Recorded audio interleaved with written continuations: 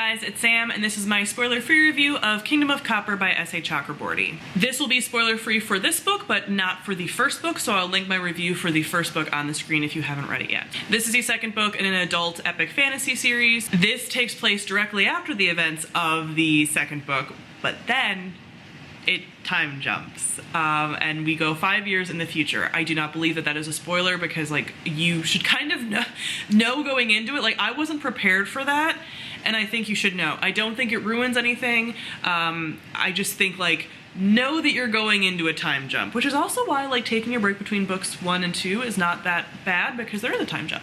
So first off, when we get into the world building for this, like I mentioned, 5-year time jump, that's a little bit to like kind of catch up with as far as like what's going on in the world at that time. We do have some explorations in here of different places that we didn't get in book 1, so we still have a main focus on Daevabad, but we're learning a lot more about some of the places outside. Since Ali got exiled, we're kind of seeing what's happening like out there, some of the stuff with like his mother's side of the family, and like the Marids and all of like some of the other creatures sort of involved that aren't just Jinn. In addition to like what's going on with Nahri still in Daevabad and like her family history and things like that, like we're learning a little bit more about that. I love the world in here. It is just so immersive and beautiful, and like the descriptions, oh, so good. Next, I'm gonna talk about our characters. So in here we are again following Nahri and Ali, and then we also get an additional perspective. I'm not gonna tell you who it is, but we do get additional perspective, and that is filling us in on some other things kind of happening in the world as well, and I think is a good perspective to have. There's a lot of players in this. There are a lot of players in this, but it's nice that we don't follow every single person's POV. Like I like that we're limited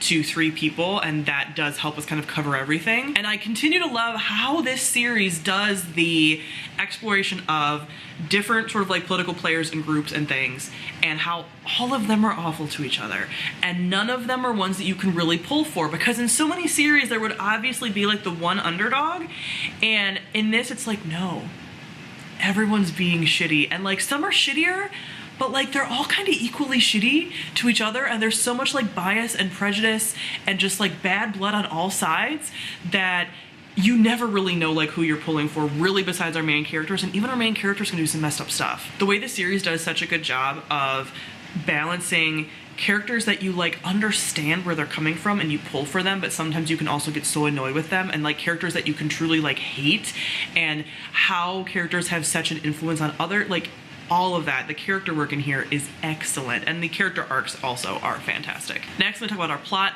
I would say that like the plot, due to the time jump for me personally, was like I took a little bit to recover for me. So because of the time jump, I don't always hate time jumps, but sometimes I'm like a little like, I always am like, how are we gonna do this? Are we gonna do this well? With the time jump, there was a little bit of like, okay, what's going on? What's happening? Like what have we missed? And then there is a little bit of like having to get some of the characters all sort of like back together because of this time jump and how people are in different places. So that felt a little slow to me. You sort of know that that's where it's gonna head like regardless, but that sort of felt really slow, and I was like, okay, I just want to get to like the stuff, like what's gonna happen. But again, the way that we left off, I am very intrigued for the final book. I do plan on reading that next month. Actually, I have a lot of things to read this month that I can't get to it yet, but next month, I'm very excited to see how this concludes.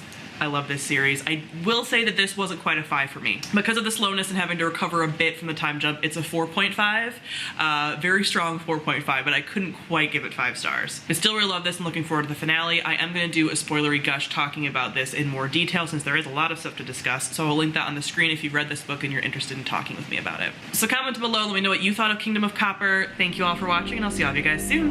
Bye.